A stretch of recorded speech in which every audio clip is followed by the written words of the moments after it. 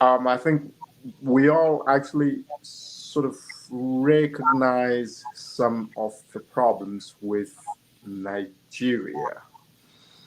What we don't have is clarity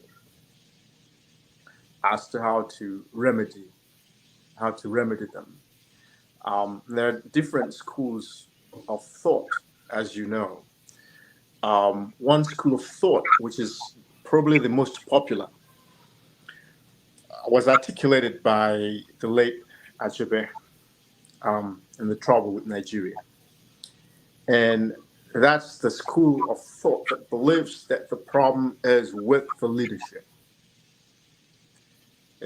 As Achebe put it, there's nothing wrong with the water in Nigeria. There's nothing wrong with the air. There's nothing wrong, essentially, with the Nigerian people. But there's a failure of leadership. That's how Achebe summarized it. And I think that's the popular understanding of the problem with Nigeria, that it's the leaders, it's the politicians, they're the thieves, they're the ones who are embezzling money, they're the corrupt ones, they're the ones who are failing our youth, and so on and so forth. There's a different school, which is the one that I belong to, which is that it isn't just about leadership, because a society produces its leadership. These people are not dropping from on sky. They're people produced within this society and this system. Um, Someone pointed out that it's my generation. I think it was Rudolf that pointed out that it's my generation who are running Nigeria essentially right now. You usually have the figurehead of the president who's much older, but the governors and the ministers and so they my generation and younger. And you would think that for a generation that fought the pro democracy struggle, that saw with itself the harm and damage that bad leadership was doing, you would think that they would grow up and do things differently. But the fact of the matter is that what they're used to is doing things the wrong way. They know they can theoretically articulate what is the right way, but their training and their upbringing and their socialization is in doing things the wrong way. So there's the alienation again, the dissonance between knowing what should be done and doing what should be done. And I pointed out the case of my blood brother and friend, Kayode Fayemi.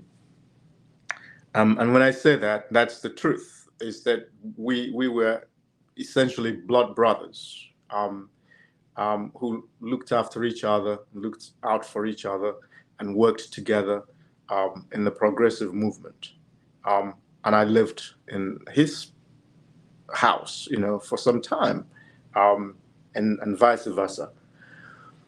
But you then look at Kayode, for instance, and you look at Ekiti, and you look at Ekiti State, and you look at Nigeria, and you look at Kayode's role in his political party, and he's a key figure in the political party. It may not be a minister or in the president's group, but he's a key figure in that political party. And what kind of influence has he had in his political party, coming from the progressive background that he comes from?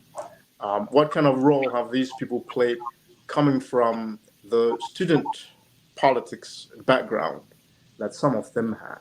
In many instances, they just turned their backs on those and done things the Nigerian way. One of the points that Kaide made at the very beginning, when he was